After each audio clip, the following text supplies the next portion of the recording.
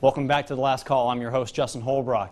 Get ready for a week of nonstop action with teams you've never watched this season until now. But two teams we've been watching all year are Auburn and Alabama, and both are going dancing. This is the route that Devontae Smith took on his first and only catch of the game. It just so happened to be the game-winning touchdown in overtime as the Alabama Crimson Tide topped the Georgia Bulldogs 26-23, giving the Tide their 5th national championship under head coach Nick Saban. In order to buy tickets in this 70,000-seat stadium, you have to buy a personal seat license, also known as a PSL. And a PSL is a one-time fee to get the rights for season tickets. It's actually a pretty common practice when you build a new stadium. 19 NFL teams have done it. Teresa, just 2 years ago, Clint Myers and his Auburn team were playing for a national championship. Now, he and his son Corey, who resigned in March, are under heavy scrutiny. According to a report from ESPN, several players described a culture of routine manipulation, isolation, and exploitation.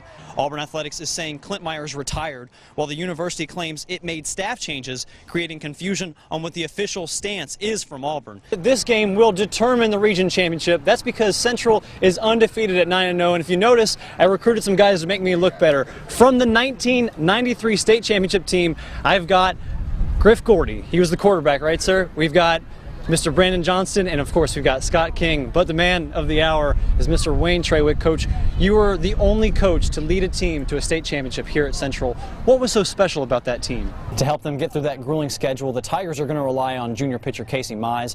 Mize is listed as a preseason All-American by Collegiate Baseball and the 5th best major league prospect by D1Baseball.com. The last time the Auburn Tigers had a pitcher taken in the top 100 was back in 2004. So the biggest question is, can you do an Ed Orgeron impression yet? What was it like to hear him talking? Can you do the impression? Because I've been working on mine. I think I've got a pretty good one. I want to hear if you have one. It's kind of hard to do it. I don't think anybody can do it except for him, to be honest. You want to give it a try? Yeah, it's good to have you here on the program, Peter. Yeah, that's probably the best one. Looking forward to hold that tiger. That's exactly how it sounds. I'm not even going to lie. Justin Holbrook has the story. As you approach exit 79, leaving Georgia, heading into East Alabama, there are two options, a left toward Lynette and a right toward Valley. But this past Friday, two players, one from each city, found somewhere to meet in the middle. I saw how upset he was, and I just knew that I needed to go up to him and give him a hug and say he's still the best player around here. For him to come in and try to keep me up and to let me know to keep my head up, that did a lot for me. Daniels Valley Rams had just shocked Christian's Lynette Panthers, who won a state title last year. The schools are bitter rivals, but the two players have been friends since kindergarten. It was the first day of school, and our parents knew each other, so our relationship has just grown since kindergarten. But don't let the hug fool you. A lot of competition also, like from wrestling in the pool to Kickball back in kindergarten, we've always tried to keep more home runs with each other. All-star baseball, having a competition throughout the week, practicing to see who can hit the most home runs. And now we're just fighting each other in high school football. It's always been a competition between us.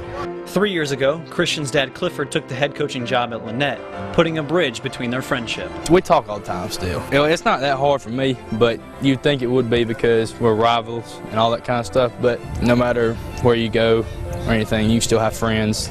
No matter what you're doing, rivals, it don't matter. With a true best friend, like, you don't have to talk to him every day for him to know you're still there. So I think he's more than the best friend to me. He's been like my brother since we was young. So it's God and family before anything else. So, and he's like family to me. So it comes before football. The bond that they have, it'll be lifetime. You know, when they get their families and get married and they have children, they'll still come and visit each other and see each other. And to be honest with you, after that game was over, when I saw that, you know, my mind went immediately to this is what it's all about. Legendary NFL coach Vince Lombardi once asked, if winning isn't everything, then why do they keep score? Well, Coach, these two friends might just be the answer.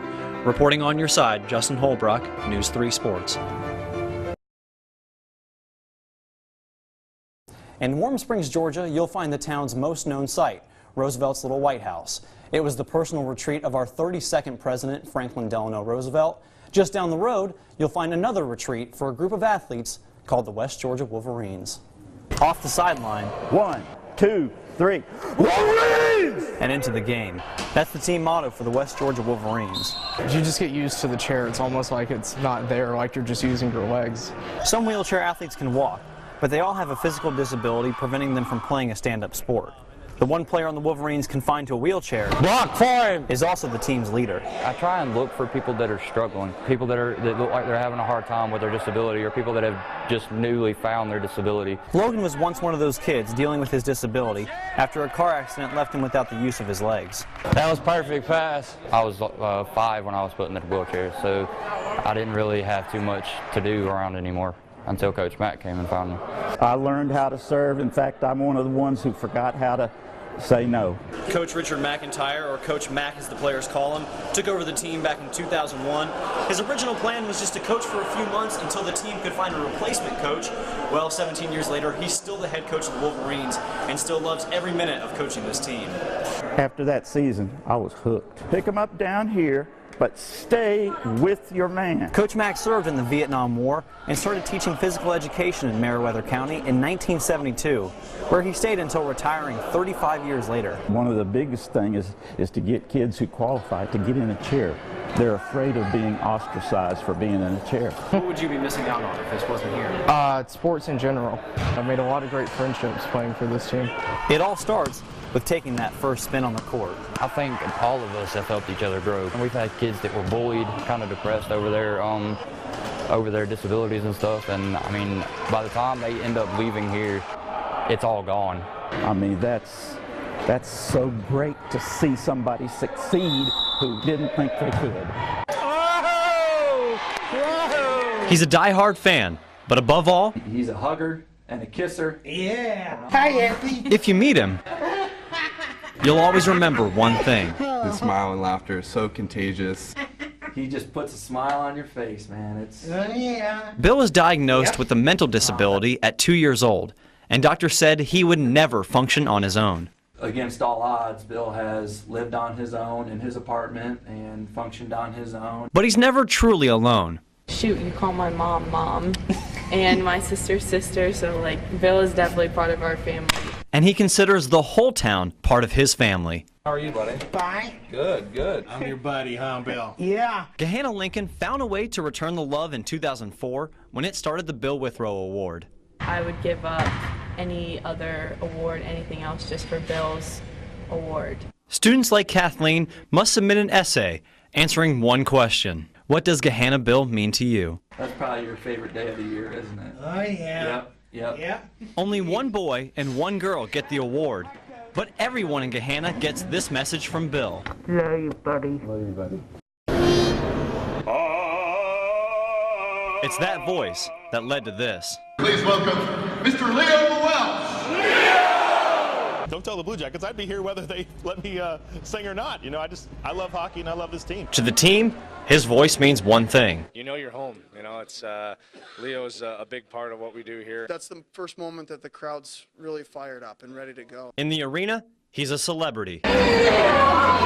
About 10 years ago, a group of fans started the chant when his parents came to see him at a game. I have met the 4,000 people who started it individually.